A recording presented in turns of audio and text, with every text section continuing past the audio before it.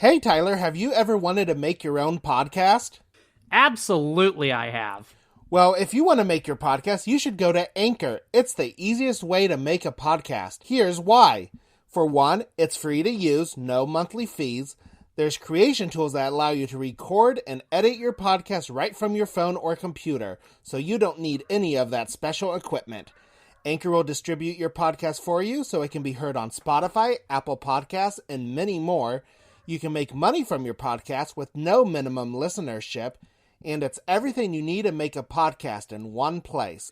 If Jeff and I can make a podcast using Anchor, literally anybody can.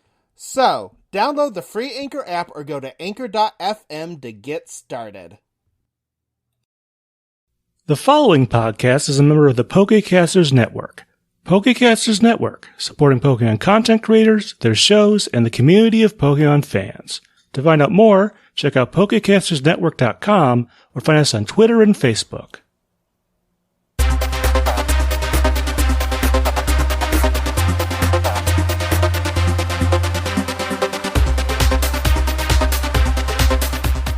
Hi everyone, and welcome to episode 16 of the Pokemon Snapshot. Hi Tyler, how are you doing today?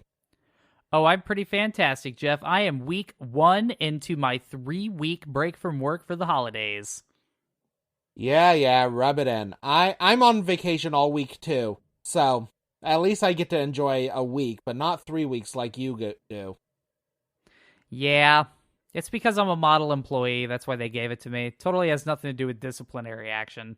I'm not even going to comment on that. You work for a school district, that's why you got 3 weeks off, Tyler. Don't make people think you're just a great employee. Okay, yeah, it is because I work for a school district. Alright, and just a little bit of housekeeping before we get started. Remember, you can always tweet us at Pokemon Snapshot or email us at thepokemonsnapshot@gmail.com. And so if you want to tell us how you enjoy these episodes, please let us know. And also don't forget to leave us a review on Apple Podcasts or really any podcast of that you choose to listen to. We are checking the Apple Podcasts, and if we see a review, we will read it on air. So Tyler, are we ready to get into the episode? Oh, I'm ready to get going into this bad boy. Alright, so today's episode was called Pokemon Shipwreck, which in Japanese, it was called Pokemon Adrift. I love that. That is a great name. That is. It makes it sound a lot more fancy than it really is. Yeah, that could be the name of like a Pokemon-themed ska band. Like a 90s ska band. That'd be sweet. I was thinking of a Pokemon romance novel. Yeah, I guess it could work that way too. By Nicholas Sparks. Yeah. Having a Jinx and a Magmar just staring at each other. Tyler, we need to write this. Yeah, you get a head start, and I'll jump in when I feel that it's necessary, Jeff. Alright, but now off our tangent, let's just get going. So today's episode aired on July 15th, 1997 in Japan, and on September 29th, 1998 in the United States. And a note I want to make before we get started is, this is the first episode to air after the release of Pokemon Red and Blue in the United States. So the first 15 episodes was kind of a lead up to get people hyped up for the games, and now the games are officially out, and as Americans can finally see what these pocket monsters are all about. This is when stuff got really real. Yep. All right, Tyler. So let's get on with our episode. Okay. We begin our episode with a reminder of what happened last time. As you may recall, if you listened in, this was a giant cliffhanger that we were left off with, so a quick reminder of what's going on is definitely in order. Team Rocket, the larger organization and not just Jesse, James, and Meowth, tricked a bunch of Pokemon trainers onto a cruise ship called the St. Anne by giving them freak tickets to a Pokemon convention. Their plan was foiled, but now the ship has been caught in a storm, and it is sinking to the bottom of the ocean with both Ash and his party and Jesse, James, and Meowth still stuck aboard. Will they make it out alive, or will they suffer the same fate as our poor dude Jack or that dude that fell into the ship's propeller from the movie Titanic? And I just want to take as a side note, since Titanic seems to keep coming up, You know, like, when you see an action movie and, like, you have the main characters, like, surviving all this crazy stuff, and then eventually maybe one of them dies at the end, but they usually get out. I would definitely, in that situation, be one of the background people that, like, falls onto the propeller. Like, that would be me. No cinematic death. It would just be a quick shot of me shoving my wife down and running for the lifeboat, only for the ship to raise out of the water and send me plummeting into a propeller 30 feet below. I can see that, and I'm not sure who I would be. I would probably just be one of those people that are just like running for their life. I don't even get the propeller scene. I'm just running for my life, and I'm just one of the ones that you don't see in the crowd of survivors. Yeah, you'll be one of those people that's just like running, and then later on it flashes to you splashing around in the water, and you're like, this is deeper than 5 feet, I'm doomed! And then you die. Yes, that would be me. Okay.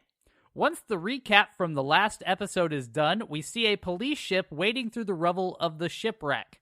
It appears the storm is over and they are looking for survivors. And here's a fun fact. On the ship it says PM-16, which actually stands for Pocket Monsters, and this was episode 16. Hey, look at that. A little... I know. What do they call that when you, like, break the reality barrier in a show? I'm brain farting. Breaking the fourth wall? Yeah, they broke the fourth wall with that one a little bit. That's kind of neat. We hear Officer Jenny explaining that at first they thought everyone had gotten safely off the ship, but that they now know that 5 people are missing. It appears they have given up on Ash and the group and Team Rocket and are assuming that they are dead because Officer Jenny explains how tragic it is that their lives were cut short. She then throws a bouquet into the water, and all of the officers do a salute as taps is played with like a French horn or something. I'm not good at band instruments there. Maybe Jeff could help. I think it's a trumpet, actually. Yeah, it was probably a trumpet. Okay, so they're playing taps with the trumpet as the sun is setting in the background. It's this like really like somber scene. The bouquet cinematically sinks to the bottom of the ocean as the trumpet is being played, and it disappears into the dark depths of the ocean below. What a terrible, boring funeral that is. At my funeral, I want to be lowered into the ground to an acoustic version of Pour Some Sugar on Me by Def Leppard, and I also want a pretzel machine serving all-you-can-eat pretzels by my grave, because everybody loves pretzels. And, as an added benefit, people that didn't know me that well and are just there for the free food will be standing around at my funeral going, what the heck is up with this guy? Because he has a pretzel vendor, serving pretzels as he's being lowered into his grave. I cannot wait. No offense now, I hope you die before I do so I can show up to that. Well, good thing you got a couple year head start on me, so we probably won't have to worry about that. I'm invincible, Jeff. So I had a couple things about the scene. One, how did they know that Jesse and James were down there as well? Because if you look at it, Ash, Misty, and Brock had been known they were down there because they had tickets to the event, so they would have their names attached to something. Jesse and James snuck onto the ship, so there was no way of telling that they would have still been down there, and I don't think their boss would have cared enough to let them know that they were down there. Yeah, he's honestly probably counting his blessings, so yeah, I have no idea. I have no idea how they knew.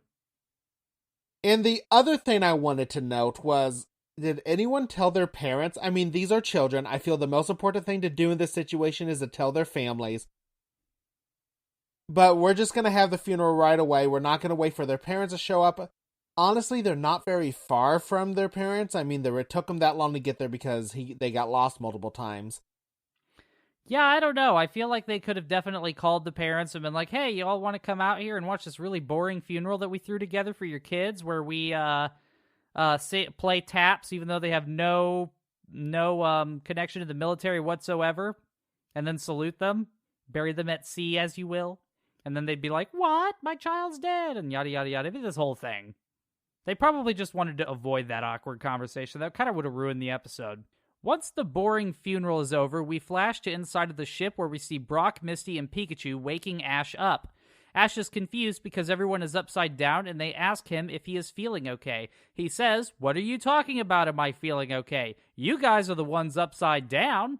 Brock then corrects Ash, explaining that, in fact, Ash is the one that's upside down. Ash then realizes he is caught on a table by his pants and he plummets to the ground. I'm not sure why the rest of them didn't try to get him down safely before he woke up, but that is definitely a funnier way to wake him up. Like, instead of, like, like, gently grabbing him and, like, lowering him down, they're like, you know what? He's strung up by his pants. Let's just wake him up, and then he'll fall and hurt himself. I was thinking the same thing. Maybe they thought it was such a dire situation that they needed some laughter to go along with it. Plus, let's be honest, Ash deserves it every single time something like this happens to him. Oh, for sure. Ash lands on Pikachu, unfortunately, and Ash asks what happened. Misty tells him to look out the window, and he sees fish floating by. It dawns on Ash that the ship has sunk, and we get to see that the ship has landed on top of this, like, narrow-looking mountain pole type thing sticking out of an even darker drop below. So, and this is important later on in the episode, but basically it's like this long, thin pillar of a mountain type thing sticking out of a dark abyss, and the ship is literally teetering on it. So this ship is about to tip over and plummet even further into the depths of the ocean. We then change scenes to a tropical island where we see Jesse and James lounging on a beach in swimsuits, and they're doing their little poem thing to themselves as they do this for who knows what reason. They're commenting on how nice the blazing sun is when James realizes he is actually on fire. He comes to with himself and Jesse laying upside down in a kitchen with the oven blowing fire on them. So they're like imagining being in the sun, and James is like, oh, I'm going to get such a sweet tan, I'm getting baked by the sun, yada, yada, yada. And then they just realize that they're hallucinating. They're actually on fire and laying underneath of a oven that is blowing flames out of it for who knows what reason. They jump out of the way, and Meowth explains that the ship is upside down at the bottom of the ocean. James freaks out, and Jesse tells him to calm down because she has already thought of a way to get them out. So Jesse is not worried about this. She's like, I got you all. Jesse then throws out an Ekans and tells it to use acid to open a hole in the floor. Meowth yells no, but it is too late. Ekans creates a hole in the floor with acid, and water begins to pour in. Meowth tells her she is an idiot because the last thing they need right now is another hole in the ship. That's it, Jesse. For this stunt, you were officially further on the wall of shame than the other Team Rocket members. Like, that literally, who has that thought? Oh, we're on a ship at the bottom of the ocean. Let's punch a hole through it. Maybe at this time they didn't realize they were at the bottom of the ocean. I mean, she was just trying to get out. But if this hole brought in water, would it have been smarter of them just to try to swim out the hole, or would that have worked, Tyler? What? Could you repeat that? Would they have been able to swim out of the hole, Tyler? Because that's what my thought is. If you're going to make this hole, just swim out of the hole now and go to the surface best you can. No. And it was established by Meowth that they were at the bottom of the ocean. Like, he's like, the ship has sunk. And all that stuff. Like, it was pretty clear to everybody that they were at the bottom of the ocean at this point. This was just blatantly a dumb move. And even still, with the water rushing through the hole, good luck swimming through it. It actually would have shoved them the opposite direction. But as I was telling Jeff before we started recording, I'm really, as a former physics teacher, I'm trying really hard not to get into the bad physics of this episode because it will just start me on a tangent that will never end. There is just never-ending bad physics in this episode. So buckle your seatbelts if you're into that type of thing because none of this is going to make any sense to you. Jesse and James, seeing the water pouring through the hole, use their bodies to try to hold the water from coming in through the hole. The water pushes them off, which is what I would have expected to happen, and we see them floating down the hallway that is now full of water. They appear to be drowning.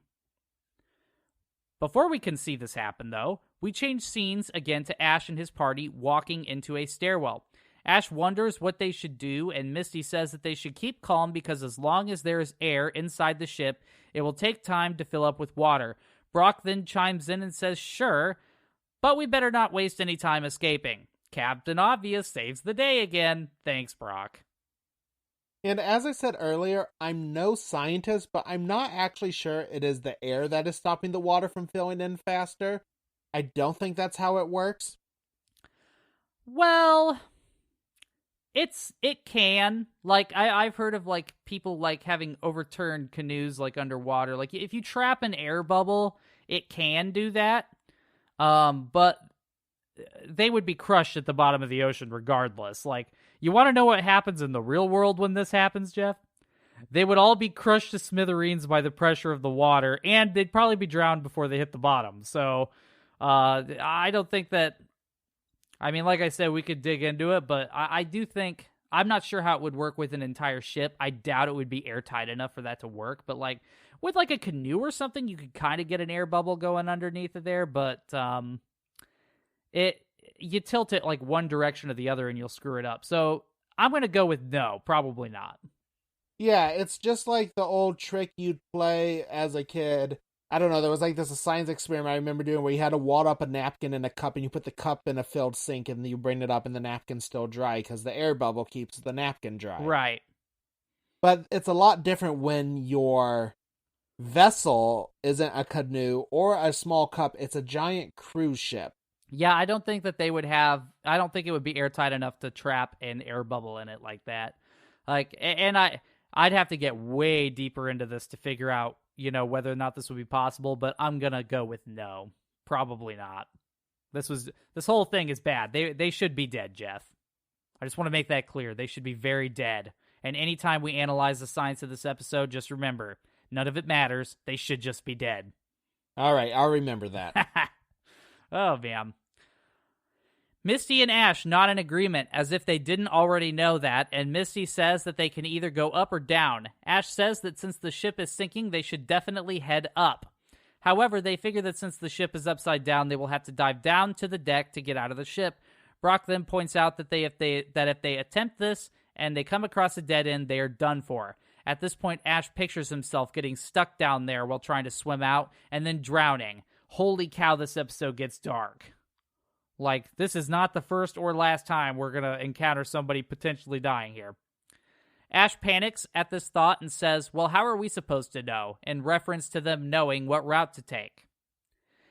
At this question, Misty pulls out a Pokeball and says, water is my specialty. She throws out a Goldeen and tells Goldeen to dive down and find a way out. It should then return with something from the outside so that they know Goldeen was successful.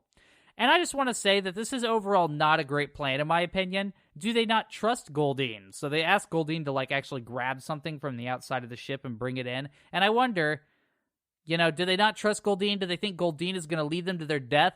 And how will they know that the object that Goldeen actually grabs is from outside the ship, as opposed to, inside the ship that's submerged with water?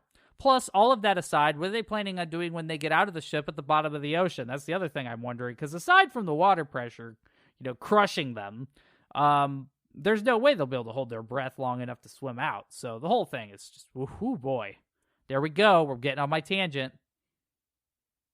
I don't think the issue here is them trusting Goldeen. The reason they wanted Goldeen to grab something from outside is they were unsure if there was an exit the way Goldeen was going. They wanted to make sure, there was a way to get out, because even if there was a way to the deck, your water pressure idea, it could hold the door shut. They wouldn't have been able to get it open. So they wanted Goldeen to go and check to make sure that, find some seaweed to show us that you actually found a way outside so we know it's safe to go that way. But isn't it also established that they can communicate with Pokemon? Yeah. That was my main thing. Couldn't Goldeen just come back and be like, Goldeen, Goldeen, and then Misty be like, oh, he found a way out?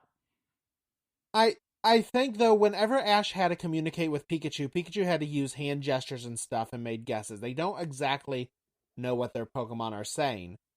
So, they do the same thing with Pidgeotto later, and they will many times through the episode, having him find something. Yeah, I know. I just think, I do think that the actual reason is because there's an old thing where you send a bird out, from your ship to search for land, and then they bring something back, because obviously in the real world you can't talk to birds. I think that's what they were going for when they were doing all this, but I just thought it was kind of odd because communication with Pokemon is established. I feel like Goldeen could have just come back and been like, guys, I got it, we're safe. But so that's why I question the trust thing, and I'm going to stand by that, Jeff.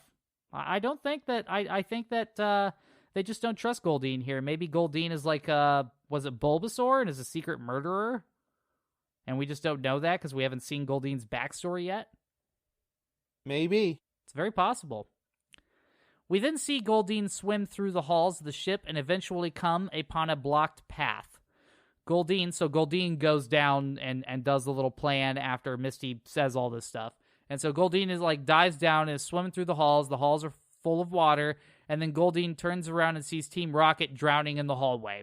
So they're holding their throats and just floating there. They appear to be dead. We then flash back up to Ash asking what is taking Goldeen so long, and then we see Goldeen emerge and push Team Rocket onto the stair platform that everyone is standing on. This understandably startles them all.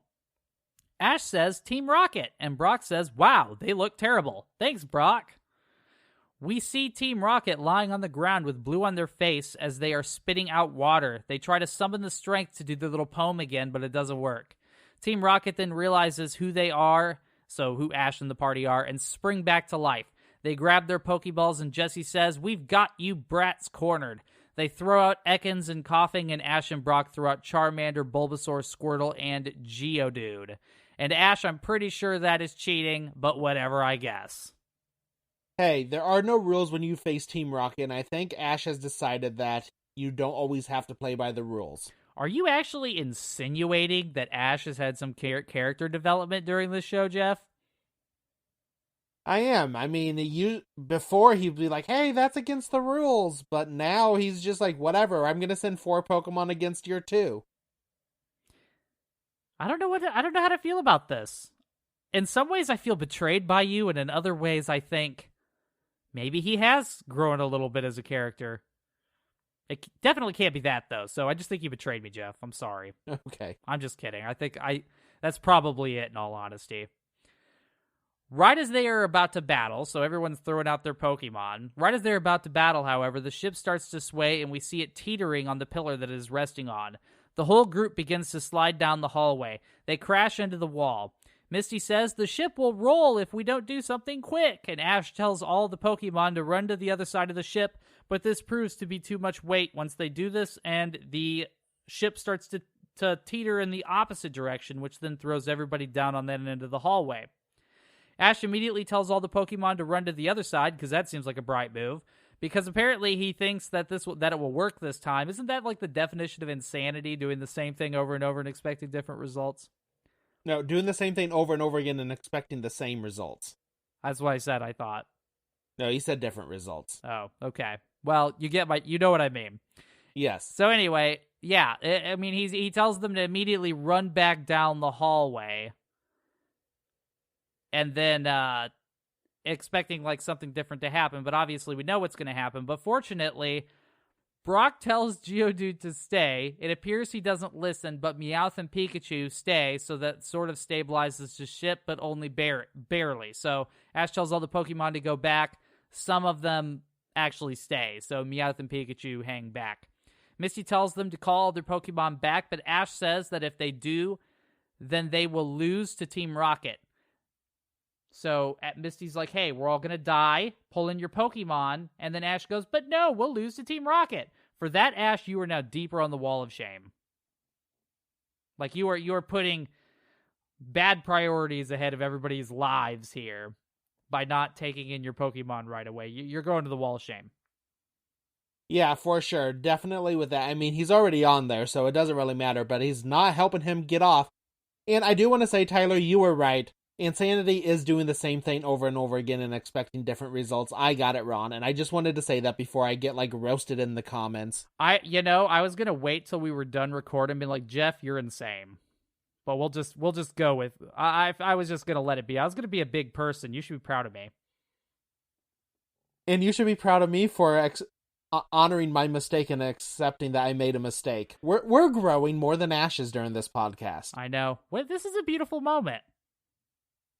But going on with the episode, when the Pokemon were going back and forth, it made no sense, especially with Geodude and Coughing, because they can just levitate, so their weight was not being put onto the ship. I know Geodude was bouncing, so his was a little bit, but Coughing was just like going back and forth. His had nothing to do with making the ship become unlevel. Right, absolutely. That's definitely part of it. Also, the whole, like, weight distribution thing, none of that makes any sense. Just none of it. No, once it started going one way, they would have been gone, right? Well, yeah. Depending on how well unbalanced it was. But then, like, just pulling back the Pokemon with all of them being on one side of the hallway, I don't think that would have stabilized it. So, I don't know. You could really dig a lot into this, but yeah, it really doesn't make any sense, and I agree. The floating Pokemon, they definitely did not think of that.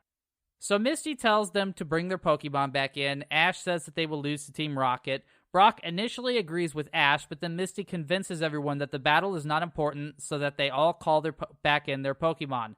So everyone's like, okay, fine, Misty's right. We probably shouldn't battle right now since we're about to die. They call back in their Pokemon, and this causes the ship to stabilize successfully, as apparently the added Pokemon have unbalanced the ship. And I put in the comments that really none of this makes any sense, but I don't have time to dive into how bad this whole thing is. It's just bad. Yeah, and we're kind of going into it anyway. I know. I can't help it, Jeff. It hurts. I mean, it makes for better listening when if we have nothing to tear apart about this podcast, it would just be us recapping the episodes, and that's no fun. Yeah, you're right. No one wants to listen to that kind of rambling. And also during this scene, in the Japanese original, Misty actually tells Team Rocket to return their Pokemon or she will throw them into the water herself. I like that. Yeah, so she just threatens to drown them. Like, return your Pokemon or that's your fate. Wowzers. I wish they hadn't cut that out. That would have been pretty awesome. After this ordeal is over, Misty tells everyone that they have to agree to not battling and working together. Everyone is reluctant, but they shake hands and agree. The handshaking is definitely awkward, and Pikachu actually shocks me out a little when they do that. Come on, Pikachu. Out of all the people, Pikachu, and we will see a horrible thing Pikachu does later on, in my opinion. Yeah, Tyler's will. laughing. He knows what I'm talking about. Won't mention it here, but Pikachu, you kind of see a dark side of Pikachu this episode. Yeah, this is definitely dark Pikachu. I think near-death experiences bring out the worst in the little guy.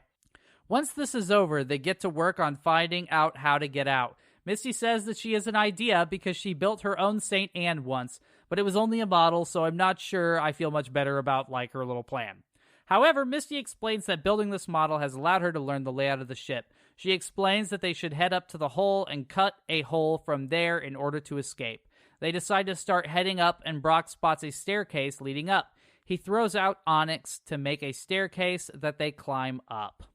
And in my opinion, that was not the smartest idea. We just had the scene. They also haven't moved from that scene, right? They're in the same hallway where it was rocking back and forth. So what does Brock do? He brings out his 500-pound rock snake. All the other Pokemon together, I think Geodude might have been the heaviest out of all of them, and he weighed 70 pounds or something. Yeah. Maybe not even that. So altogether, all those Pokemon maybe hit over 100 pounds, and then Brock is just throwing out his 500-pound Pokemon. Hey, like I said, Jeff, that these writers, they just didn't know what to do with it, physics-wise, so they're just like, screw it. We'll just do whatever we think feels right. So we see them throw out Onyx, and that puts the entire party in jeopardy, but fortunately the ship doesn't teeter this time. And we see them all walking, and they all walk up Onyx, using him as a staircase, and then we see them all walking down a dark hallway, and Ash sends out Charmander to use as a torch. Now, here's another issue I had. I don't know how generators work, but the earlier part in the ship, it was as bright as day, and now they can't see anything. Yeah, I'm wondering if maybe there were different generators powering different parts of the ship, because I feel like that comes up a couple of times where some of the rooms they go into are dark and some are brightly lit. So I'm wondering if maybe there isn't just kind of circuits being thrown on different parts of the ship kind of a thing. That makes sense. But yeah, I have no idea. Maybe they just didn't even think of that and were like, this room feels like it should be dark. Let's make it dark. As they continue to walk, Ash asks where they are headed, and Misty says that they are headed to the engine room where the hole is the thinnest. She believes that they will have the best chance of cutting through from there. Before they hit the engine room, however, they come upon another stairwell that is completely on fire. James turns to Jessie and says, Jessica, whoever said beauty doesn't last must have been thinking of us, and they embrace one another in sadness. Misty tells them to knock it off.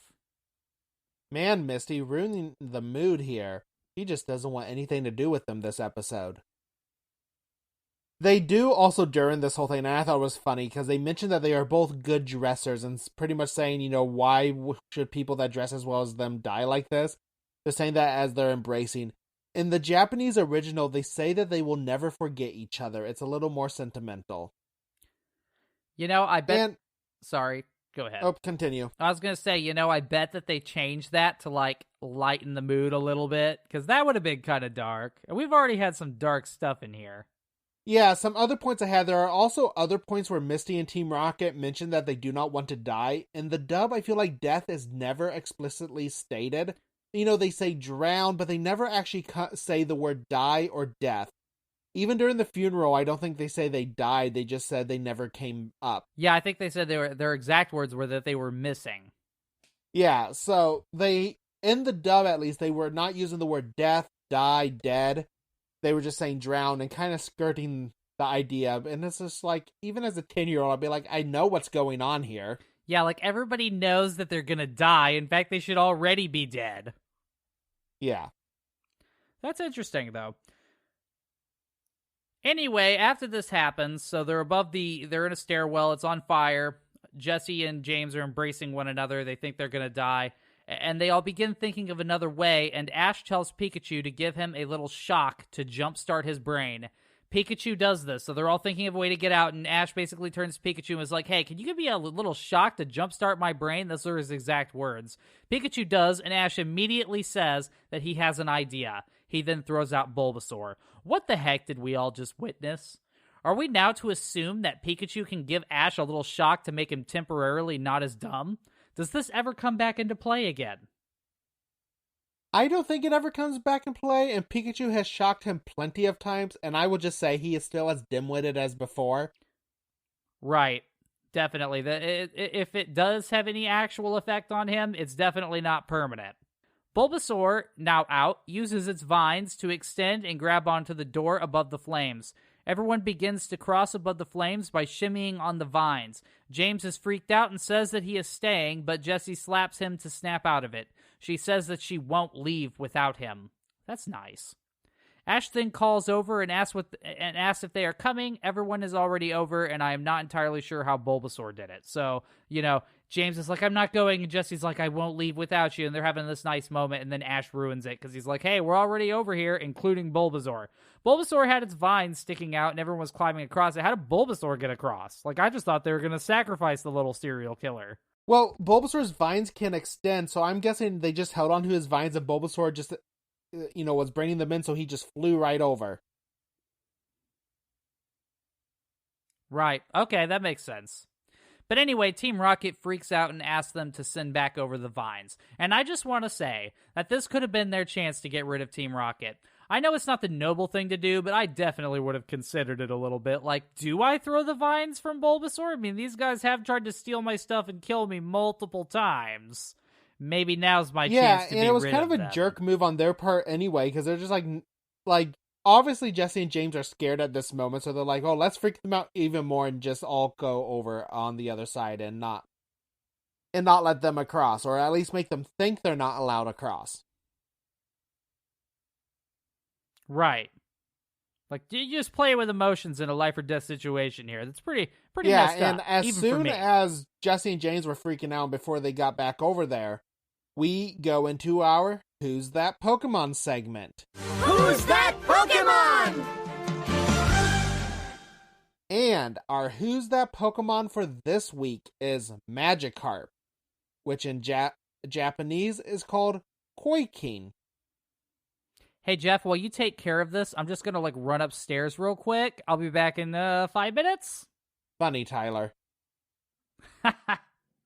So, basic information about Magikarp. He is number 129 in the Pokedex. He's a water type. He's 2 feet 11 inches tall and weighs 22 pounds. He is known as the fish Pokemon, and he evolves into Gyarados at level 20. Magikarp's origin. So his name. Magikarp's name is a combination of magic and carp, possibly mocking the Magikarp as a species, as someone with magic powers is generally thought to be quite powerful, which Magikarp is not. Though carp are said to be able to transform into dragons, which is magical in its own way. That is very magical. Yes, very. His Japanese name origin. So Koikin is a combination of koi, which is carp, and kin, giving its name an ironic slant similar to its English name, so he's like known as the Carp King. And also, I'm gonna guess it's also based a little bit off of koi fish too, which are very popular in Japan. That was actually going to be my next question, because I definitely know about koi fish in Japan and wondered what that connection was. Yeah, and I don't know much about koi fish, but if koi means carp, maybe they're just another type of carp. Maybe, now I'm curious. They have some at the zoo around here. Yeah, I'll have to look that up. What is Magikarp based off of? Magikarp is based on the Asian carp, which were easily frightened by disturbances in water and can jump 8 to 10 feet in the air.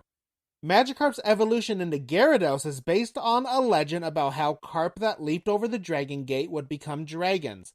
Several waterfalls and cataracts in China are believed to be the location of the Dragon Gate. This legend is an allegory of the drive and efforts needed to overcome obstacles. This may have inspired an element in Pokemon Snap where after certain steps are taken, a Magikarp will splash its way into a waterfall where it evolves into Gyarados. Alright, now Magikarp's biology. Magikarp is a fish-like Pokemon with large, heavy, reddish-orange scales. It has large, vacant eyes and pink lips. Its pectoral and tail fins are white. On its back is stiff, three-peaked yellow fins. There is an identical fin on its underside. It also has long barbels. The barbels are white on a female and pale yellow on a male. A long-lived Magikarp is able to utilize its immense splashing power to leap high enough to scale mountains. It also has a strong enough immune system to survive in the most polluted of waters. However, it is usually overlooked by trainers because of its perceived weakness. Even in the heat of battles, it will do nothing but flop around. It is believed that the ancestors of Magikarp were actually much stronger than modern Magikarp, and this led scientists to research this species.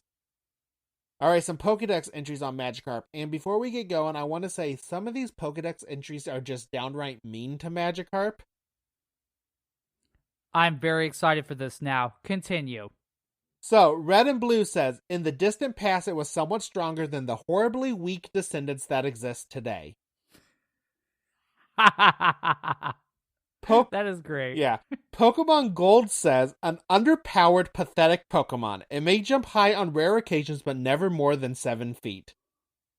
Okay, now this is a little meaner than I thought it was going to be. Holy cow. Yeah. Pokemon Silver says, for no reason, it jumps and splashes about, making it easy for predators like Pidgeotto to catch it mid-jump.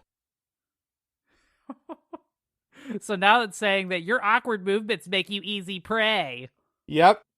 Pokemon Ruby says, Magikarp is a pathetic excuse for a Pokemon that is only capable of flopping and splashing. This behavior prompted scientists to undertake research into it. Wow. That's actually the worst one yet. Yeah.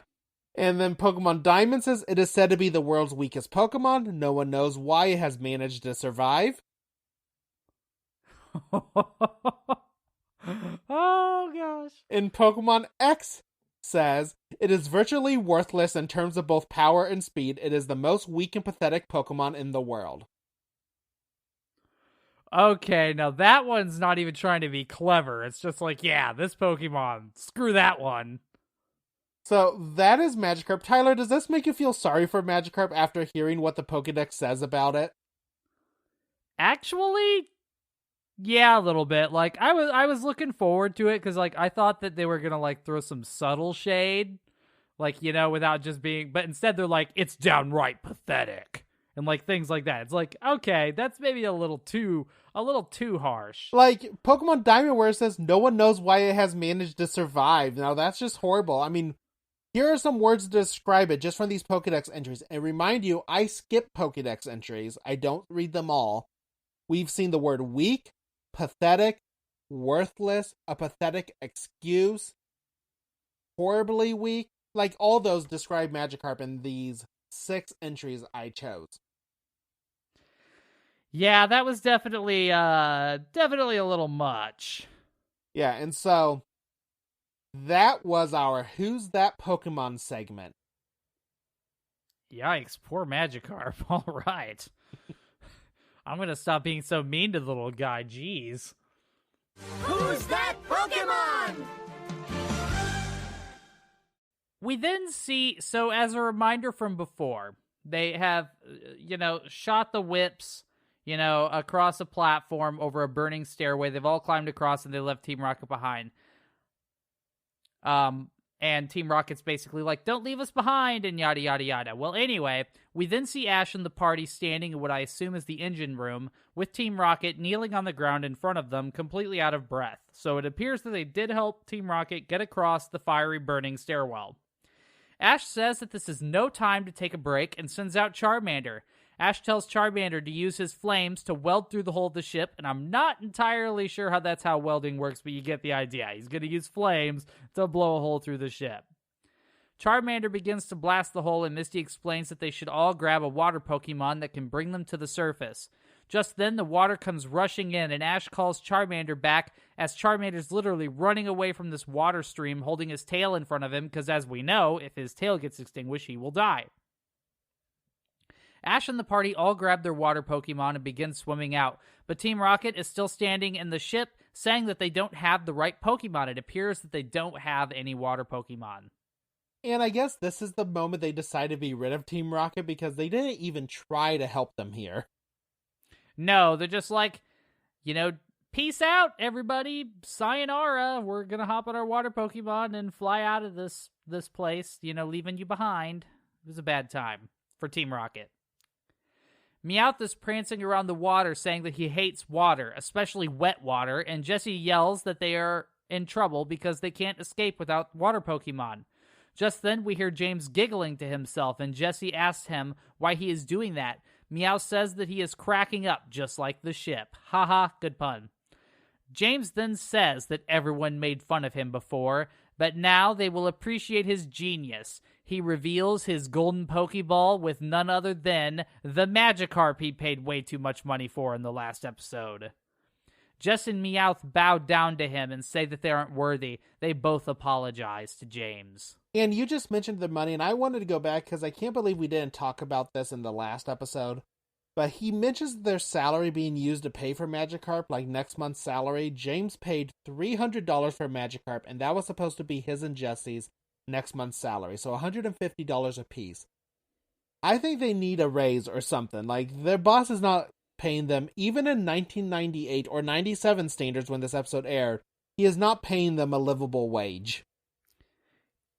Not only that, but I'm wondering if their pay is performance-based, in which case I think the $150 might be a bit generous. All right, if it is performance-based, it's commission maybe. Yeah, maybe on commission. Maybe they get like a chunk of whatever it is that they managed to bring back, which in their case would not be a whole heck of a lot. James then throws out Magikarp, and all three tie onto it, but it only flops in the shallow water of the ship. Jessie realizes that this fish can't actually swim, and the ship then sinks to the bottom of the ocean after teetering off the platform that it is resting on. So finally the ship has teetered off, and it has fallen into the dark abyss below. It appears that Team Rocket is done for. Dun dun dun. We then see Ash and the party standing on some debris. It appears to be some sort of like raft thing, kind of like what Rose stayed on while she let her boyfriend die. And this debris is floating in the water, and they're wondering why Team Rocket hasn't come up yet. Maybe because you didn't help them and let them drown and sink to their deaths. Yeah, that probably had something to do with it. Brock says that there is nothing more they can do except search for dry land, and offers a story of a man named Noah sending a bird to find land and then return with a branch. Ash throws out Pidgeotto and tells it to go looking for land and come back with whatever it can find. As Pidgeotto is flying around, it finds Magikarp, however, floating in the water with Team Rocket tied onto it. It appears the little guy pulled through and saved their lives after Ash and his group left them to die. We then flash back to the raft that the party is on, and Team Rocket is laid out before them. Ash says that not even Team Rocket deserved this. Apparently Ash and everybody thinks Team Rocket is actually dead. Brock suggests they bury them at sea, and everyone agrees, so they begin pushing them off, and suddenly Team Rocket wakes up. Then Ash and everyone yell, "Zombies!" and Team Rocket gets upset because, I guess it's more reasonable to assume that you misdiagnose them as being dead than them being actual zombies, but whatever. Pikachu, so they yell zombies and all that, and then Meowth has already been pushed in the water, so he's like splashing around, and he like grabs the side and pulls him back up onto the raft. And as he does this, Pikachu actually snaps his fingers in disappointment that Team Rocket is alive. I'm liking this delightfully evil side of Pikachu, honestly. Yeah, he's had some good moments in this episode. I like a complete character change. Yeah, like, he's actually an evil little dude. Like, he, like, snaps his fingers like, shoot, once they wake up. Like, darn it, I thought they were dead and we were just gonna plummet their bodies into the water. Like, he was very disappointed in that. We then change scenes and see a raft made of debris floating in the ocean in the nighttime. Everyone is asleep except for Magikarp, who is flopping around on the raft, being useless. Day then comes and Ash is complaining about food. They all talk about how hungry they are and look at Magikarp and dream what they could make out of it. Meowth tries to take a bite out of Magikarp but breaks his teeth on its hard scales. Misty tells everyone to check their Pokédex because Magikarp is just scales and bones. Meowth says he wishes he had been told that earlier. Did they even try to fish? I mean, surely one of the Pokemon could be some help to catch some fish. They even had Charmander they could cook on its tail. I just feel like there's got to be a way. They're in the big ocean. Find some fish. It's true, like, especially Misty. Like, she could have pulled out her water Pokemon. I don't know if they'd kill fish, but, it'd be worth a shot in a life or death situation. Water is her specialty. Oh, hey, see that? We've gone back to something she said earlier and used it against her. I like that. James gets upset because the fish isn't good for swimming or eating. He tells it that he doesn't want to be its master and kicks it into the water. Misty says she feels sorry for it. Just then, however, Magikarp actually begins to evolve, and it evolves into Gyarados, or is it Gyarados? Gyarados. Gyarados, okay. It evolves into Gyarados. The Pokédex explains that it has a vicious temperament, so that they should use extreme caution. It also explains that its fangs can crush stones and its scales are harder than steel. James steps up and introduces himself as Gyarados' master. He says, "Obey me," and Gyarados roars at him. Just then, Misty throws out Goldeen, Starmie, and Staryu, and Brock says, "How will you battle it?" And Misty's response is, "My strategy is to run away." That's actually pretty smart. We then see Misty has tied ropes to all three of these Pokemon, and they are pulling the raft as fast as they can away from the Gyarados as Misty yells, "Run away." Gyarados chases them for a while and then begins roaring, a confusing-sounding roar. They all stop, and Ash asks what it is doing. Brock says that it must be tired from having just evolved. However, Misty says, unless the stories are true, kind of like an old pirate, hanging out with, the stories. She goes on to explain that sailors tell terrible stories of Gyarados, and that this must be Dragon Rage. Just then a storm picks up, and another 2 Gyarados emerge from the sea, and then even 2 more. Yes, and they said they started to, use Dragon Rage, and I want to take a moment to explain something about Dragon Rage. So you were having issues with the real-world physics of this episode? They even kind of screwed up Pokemon physics. Because even during Generation 1, when this episode came out, this move only did 40 HP of damage every time you used it. It had no weakness, and unless you were immune to Dragon-type attacks, it had no weakness. It always did 40 hit points of damage. It is definitely not as strong as the anime made it out to be. 40 hit points is not a lot. And another fact, it is the only Dragon-type attack in Generation 1. Interesting. That is interesting information. I could just picture, Jeff being on this raft and these, Gyarados, start doing this crazy stuff, and they're like, "It's Dragon Rage!" And Jeff looks like, "Well, good thing it only has 40 hit points."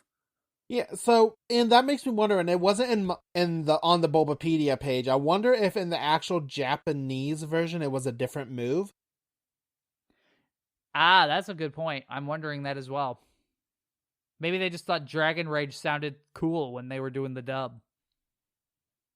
Yeah, I'm looking up, maybe I mixed something, so I'm looking it up right now just to see, but I don't think it was told another move, so you can keep talking and I will.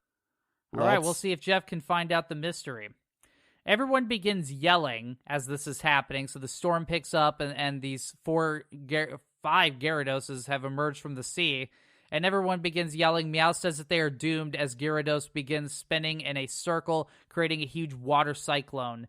It is heading towards the raft and destroys it. Everyone is sucked up into the cyclone, and they are all trying to hang on to one another, but they can't. So they're like hanging on for dear life, and then their hands slip from one another's. The narrator then comes on and explains that the group is trapped in this water tornado, and that this is a fiendish twist of fate, and that these things are spiraling out of control. He asks if they will ever make it to dry land again. And here's the narrator always making jokes at the wrong time. Definitely at the wrong time. To be continued then comes across the screen, wrapping up our episode with yet another cliffhanger. Yep, and just so I don't forget, I did look it up. I could not find if that was another move. It does look like the move Twister, which didn't come until, I believe, Generation 2, so maybe they saw this and made a move based on it. But I don't know if it was Dragon Rage, which is not as strong. But again, Tyler, this was a great episode. One of my favorites. It's always been one of my favorites. As I said, last episode, this episode, and next episode is probably my 3 favorite, series of episodes where it's always, where they make that, or maybe when they're going for the Saffron City Gym where they meet all the ghost Pokemon. But between these episodes and that episodes, they are some of my favorites. I agree. I've enjoyed them. It was getting a little dicey there for a while doing all these fillers, and it's nice to have some solid episodes coming up now. Yeah, and as I said before, we have some great episodes coming up. And if you want to tell us what you thought of the episodes, you can always tweet us at Pokemon Snapshot or leave us an email at thepokemonsnapshot@gmail.com. But Tyler, that's the end of our episode. So join us next week and we will be watching Island of the Giant Pokemon. I hope it's amazing, just like this